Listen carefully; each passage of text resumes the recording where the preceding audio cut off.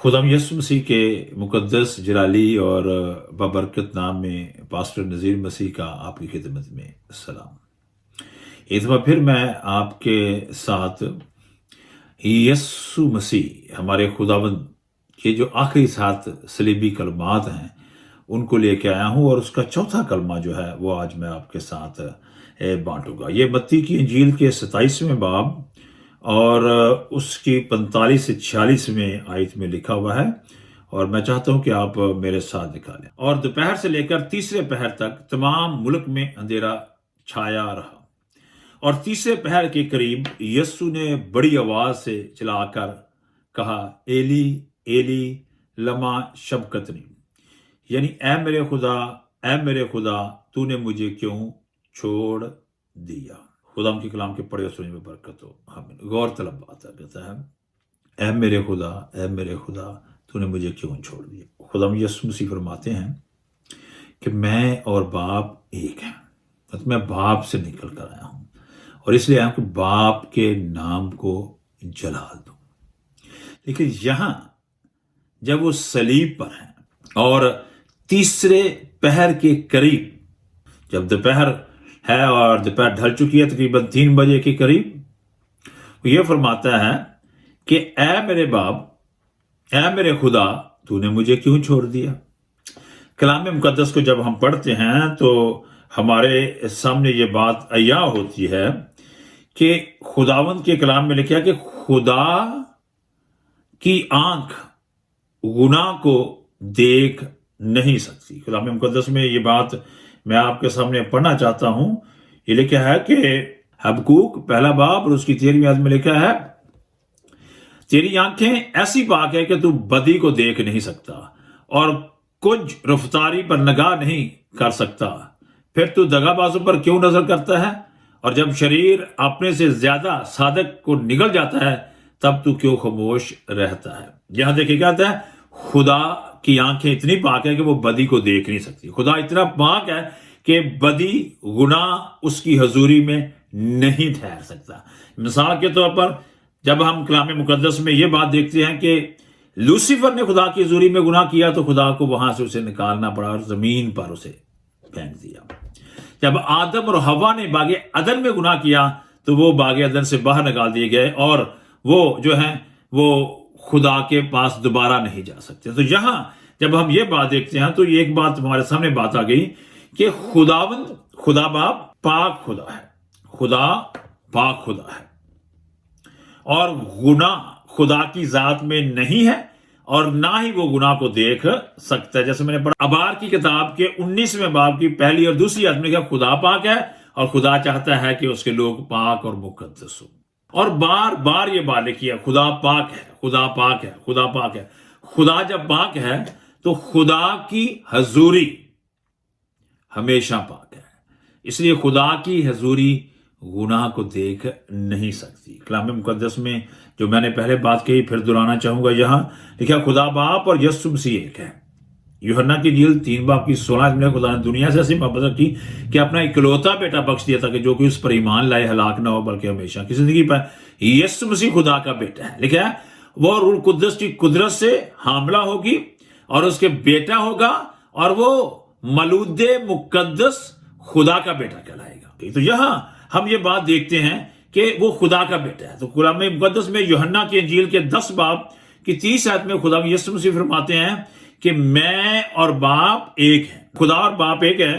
तो यहां खुदा क्यों कहता है कि मैं क्या कहता हूं कि तूने मुझे क्यों छोड़ दिया। आगे चल के हम इस पर गौर करेंगे, देखेंगे। जब हम यूहन्ना ही की इंजील के 70वें बाब को देखते हैं और उसकी 21वीं आयत को देखते हैं तो वहां लिखा हुआ है, खुदा फरमाते हैं ताकि वो सब एक हो, यानी जिस तरह ऐ बाप तू मुझ में है और मैं तुझ में हूं और वो भी हम में हो और दुनिया ईमान लाए कि तूने ही मुझे भेजा है।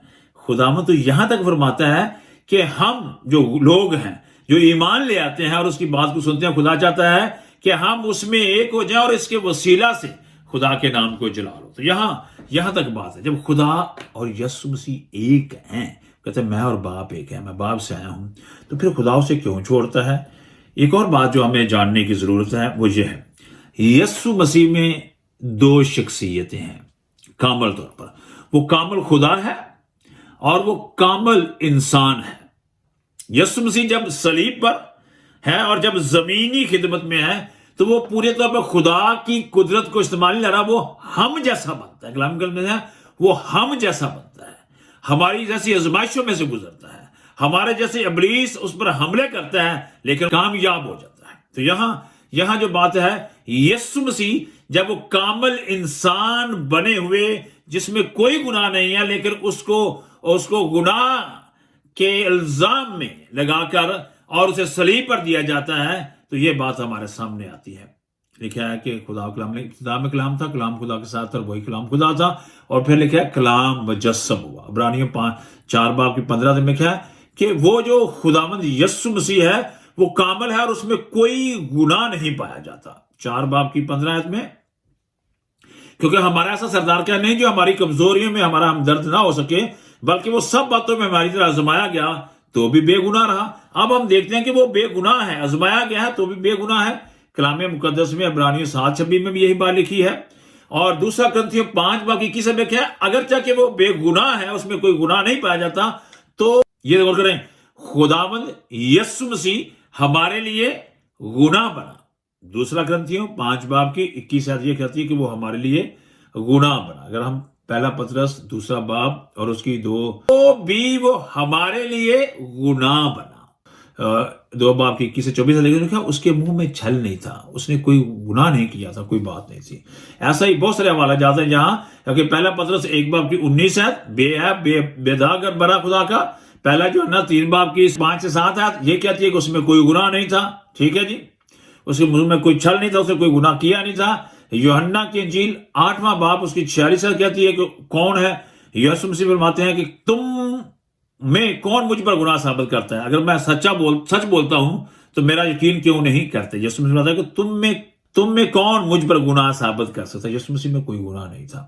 یوحنا 5:30 میں وہ کہتا ہے کہ کوئی گناہ نہیں ہے اس میں۔ 14:30 میں کہتا ہے کہ مجھ میں ابلیس کا کچھ نہیں۔ یوحنا کی انجیل 14 باب اور اس کی 30 آیت میں کہتا ہے اس کے بعد میں تم سے بہت سی باتیں نہ کروں گا کیونکہ دنیا کا سردار آتا ہے اور مجھ میں اس کا کچھ نہیں۔ دنیا کا سردار آتا ہے اور مجھ میں اس کا کچھ نہیں۔ یہ کیا ہوا؟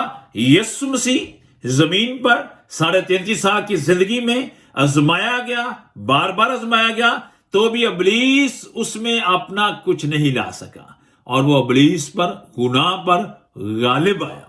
تو بھی کلام مقدس میں لکھا ہے کہ گناہ کی مزدوری موت ہے۔ کلام مقدس میں تیسری بات جو ہے کہ گناہ کا، خدا کا غضب گناہ پر نازل ہوتا ہے اور وہ لوگ جو گناہ کرتے ہیں ان پر نازل ہوتا ہے۔ تو یہاں یسایہ 59 باب 59 چیپٹر 1 اور 2 میں لکھا ہماری بدکرداریوں نے، ہمارے گناہوں نے، ہماری ساری بدکرداریوں نے خدا کو ہم سے ایسا کر دیا کہ وہ ہمارے نزدیک نہیں، ہم سے دور ہو گئے، ہم اس سے دور ہو گئے ہیں۔ اور یہی بات حبقوق کی کتاب کے پہلے باب کی 13ویں آیت میں پڑھا تھا کہ خدا جو ہے وہ گناہ کو دیکھ نہیں سکتا۔ تو دوسرا کرنتھیوں 5 باب 21 میں کیا؟ اگرچہ کہ وہ گناہ سے واقف نہ تھا تو بھی وہ ہمارے لیے گناہ بنا۔ یسوع مسیح جو گناہ سے واقف نہیں ہے تو وہ جب ہمارے لیے گناہ بنتا ہے، اور جب گناہ کی اس عبرت سزا کو خدا آسمان سے دیکھتا ہے تو وہ اس کی آنکھیں دیکھ نہیں پاتی، کیونکہ اب اس کی عبرت ناک سزا یہ ہے کہ خدا گناہ کے وسیلہ سے اسے مار دینا چاہتا ہے۔ اگر وہ اسے دیکھنا بند نہیں کرتا، اسے چھوڑ نہیں دیتا تو کبھی نہیں مرتا، کیونکہ وہ گناہ تھا اور گناہ بن گیا تھا، اور اس لیے اس نے کیا بنا؟ سزا پائی۔ یہاں کلام مقدس میں خداوند یسوع، کیونکہ وہ جو گناہ سے واقف نہیں ہے، ہمارے گناہ جب اس پر لاد دیے گئے تو وہ گناہ ہی نظر آئے، گناہ بن گیا۔ کلام مقدس میں مکاشفہ لکھا یسوع مسیح کی موت جو ہے نا، وہ نہ تو نافرمانی کی وجہ سے ہوئی، اس نے نہ تو نافرمانی کی، نہ ہی اس نے کوئی گناہ کیا۔ کلام مقدس میں اس نے راست بازی کو قائم کیا، وہ راست باز رہا، تو بھی یسوع مسیح کی موت عام موت نہیں تھی، کیونکہ نہ تو وہ پہلے آدم میں سے تھا کہ اس پر گناہ کی تاثیر پائی جاتی اور ماروسی گناہ آ جاتا، اس میں وہ مر جاتا، اس لیے وہ نہیں تھا، اور وہ دوسرا آدم تھا۔ वो दूसरी तरह का आदम था, ठीक है, दूसरा आदम था, रूह कुद्दस की कुदरत से आया था, आदम में से नहीं था। दूसरी बात, ना ही उसने नाफरमानी की। यहाँ रोमियो 5 बाब की 19 में लिखा वो खुदावंद में कामल फर्मा बरदारी करता है, उसने ना कोई नाफरमानी की, तो इसलिए क्या हुआ कि वो जो है मौत लेता है। और वो कैसी मौत लेता है? जो अबदी, जिसको दूसरी मौत कहते हैं, जो इसमें से हमें बचाता है। देखिए, जो खुदावंद पर ईमान लाते हैं और जिनके नाम किताबे हयात में लिखे हुए हैं ईमान के वसीला से, उन पर दूसरी मौत का कुछ इख्तियार नहीं। क्यों? क्योंकि यीशु मसीह, मेरा और आपका खुदावंद, उस दूसरी मौत को हमारे लिए लेता है। कलाम मुकद्दस में जब मैं पढ़ता हूं, पहला कुरिन्थियों 15 बाब और उसकी 3 और 4 में लिखा हुआ है, खुदावंद यीशु मसीह किताब मुकद्दस के मुताबिक हमारे गुनाहों के लिए हुआ। चनाचे मैंने सबसे पहले तुमको वही बात पहुंचा दी जो मुझे पहुंची थी, कि मसीह किताब मुकद्दस के मुताबिक हमारे गुनाहों के लिए हुआ और दफन हुआ, तीसरे दिन किताब मुकद्दस के मुताबिक जी उठा।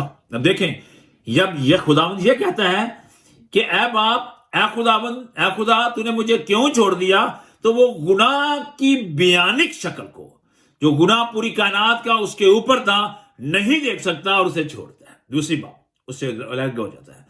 दूसरी बात, अगर उसे नहीं छोड़ता तो वो मरता नहीं। और इसलिए जब वो मरता है, जब वो छोड़ देता है, तो अगली बातों में हम देखते हैं कि वो जल्द खुदा यीशु मसीह इस जमीन से खत्म हो जाते हैं, मर जाते हैं। इसलिए मर जाते हैं क्योंकि वो हमारे गुनाहों से हमें निजात देना चाहते हैं।